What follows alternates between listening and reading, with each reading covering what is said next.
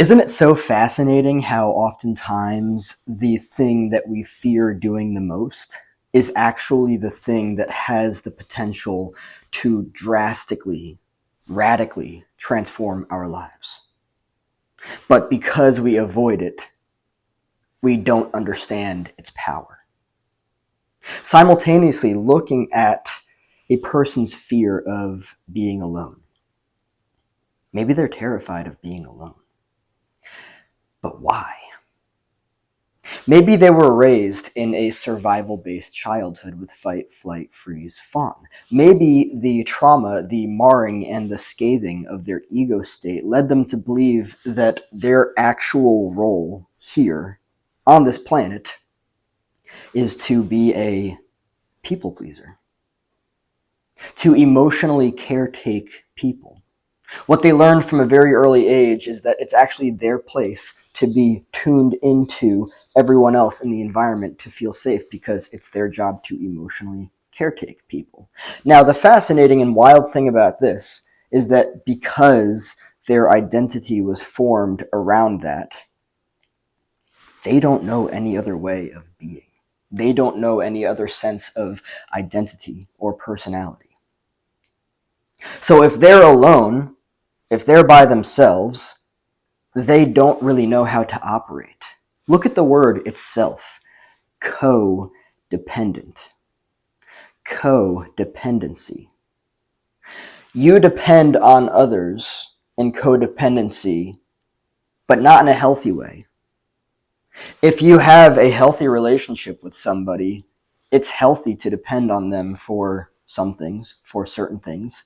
If you were raised, however, in survival with fight, flight, freeze, fawn, and the trauma, the marring, and the scathing led you to believe that your identity is for the specific role of emotionally caretaking people, you learn to become codependent. You learn dynamics of codependency. You learn that your sole purpose here, you exist for the very reason of emotionally caretaking people, of making sure that other people are okay. What does that mean for your identity? Your identity in and of itself becomes molded around that. You literally see yourself as a person whose job it is to emotionally caretake people, to make sure that everyone's okay. Because enmeshment, you can't be okay unless everyone else is okay. This is one of the most foundational dynamics of enmeshment, is codependency. Codependency is codependency in and of itself is birthed out of enmeshment. If you are emotionally enmeshed with somebody, you are codependent. If you are emotionally enmeshed with somebody, what is being communicated is that you cannot be okay unless they are okay. And if they are not okay, you are not okay. Period. End of story. And so the reason why I explore this in regards to being alone and people's fear of being alone is because, let's look at it this way. If your identity was molded in survival based around this belief, as you were trained from a very early age to believe that your job is to emotionally caretake people, and the only way that you can see yourself existing is being the emotional caretaker of people, literally being codependent, being hyper tuned into everyone else, being highly empathic. Sure, it is a superpower to be tuned in to people, but imagine if you were to do it in actually a boundaried way. Imagine if you were to actually look at the fear and realize, oh, wait a second, I'm only choosing to see this from a fearful standpoint because I have been deeply ingrained with fear for my entire life. I've been rejected. I've been abandoned. I've been led to believe that the only way that I can be loved, the only way that I can receive love, approval, validation, acceptance, is if I emotionally caretake people. And wow, isn't it wild that one of the things that we desire, and it's healthy, but in a healthy way, is love. The validation, approval, acceptance, we can give that to ourselves.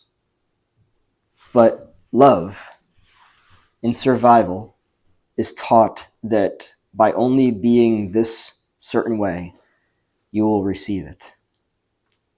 No, you can't be yourself. Whatever it is that you are, whatever it is that you've presented here, you need to push that out into the shadows. Shadow work. Isn't it wild? So what if while you fear being alone, what if while you fear taking a lot of time to yourself, to actually sit with all of the parts, everything that was formed in the survival-based childhood, everything that was fractured, everything that was fucked up, because it is fucked up to learn a belief that you will only be loved if you are a certain way that other people want you to be.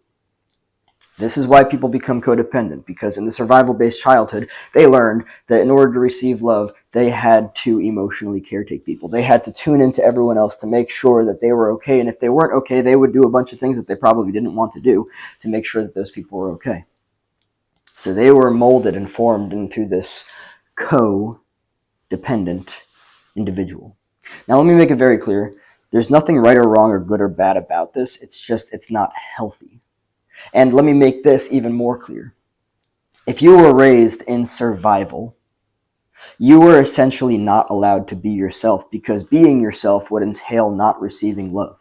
However, what you might be unaware of is that the love that you received in the survival-based childhood was fucking broken. Because it is fucking broken to only love somebody if they will do the things that you want them to do, rather than just allowing them to be themselves. Because loving somebody in a healthy way entails loving them in a boundaried way, allowing them to be themselves, allowing them to be autonomous, allowing them to be as they choose to be, separate from the system in which they came from. So maybe now it's better to understand, or better to see, that the fear of being alone stems from pretty much like this third-person observation of the self. Who are you, and why have you been the way that you've been? If you were raised in a survival-based childhood, are you aware of it? If you were raised with fight, flight, freeze, fawn, a bunch of unhealthy defense mechanisms that taught you to be a byproduct of a fucked up system, where you always feel like you have to tune into everyone else to feel safe, and that you cannot be okay unless they're okay, and if they're not okay, then you definitely can't be okay. Codependency. I can only be okay if you're okay, and if you're not okay, then I can't be okay, and I'm going to do whatever it requires to make sure that you're okay, because I then can be okay. Boundaries. Boundaries. So being alone is the fear. Why? Because you do not know who you are apart from the system. If you were raised in survival, you were taught who to be based on how other people wanted you to be, rather than learning to be a self autonomously separate from the system. But that was not permitted in the survival-based childhood. So what a lot of people don't realize is that their sense of self, their personality, their identity was formed in a fucked up way. It's not good or bad or right or wrong, but this is one of the biggest things that causes fear in people when it comes to being alone. Why? Because they don't know who they are apart from the system. They don't.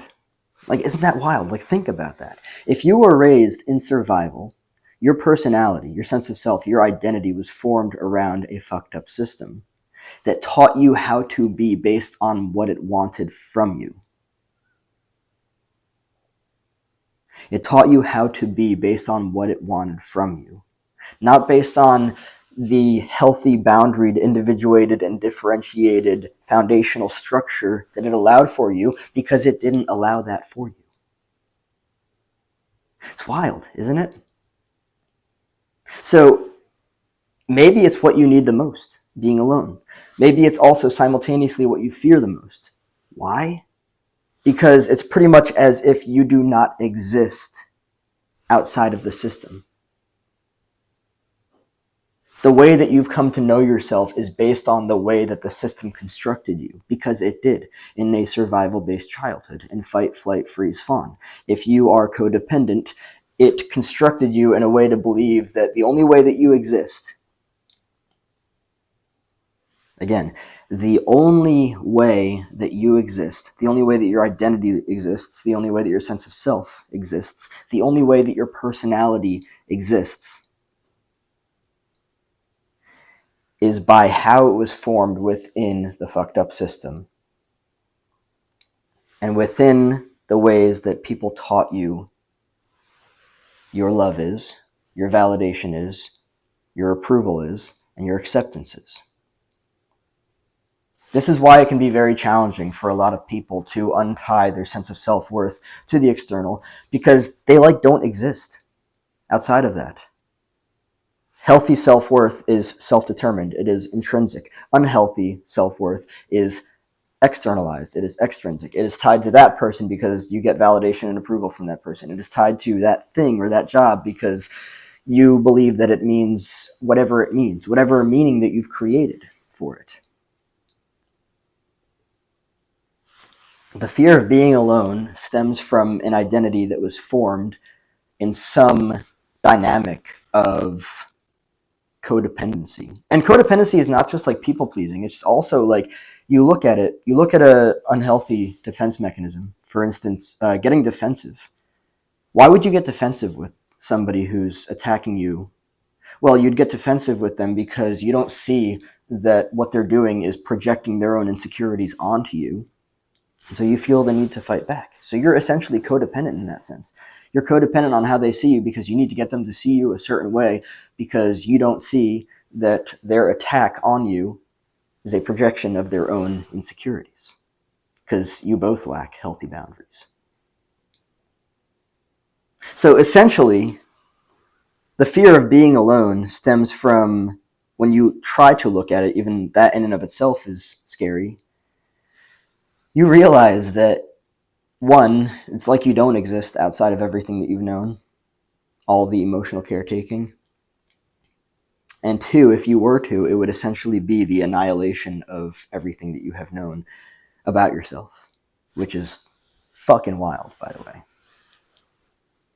Imagine you learned to be loved, to be accepted, to be validated, to be approved of in a fucked up way through codependent dynamics of emotionally caretaking people. That's the way that you've learned to exist. That's the way that you've learned to be a fucking person with an identity, with a personality, with a sense of self. Now imagine that being alone means to let go of all of that, to allow that to annihilate, and then to kind of place yourself in question and be like, do I actually want to do any of these things? Do I even enjoy being dysregulated with other people? Actually, no, I don't. I don't like any of this stuff.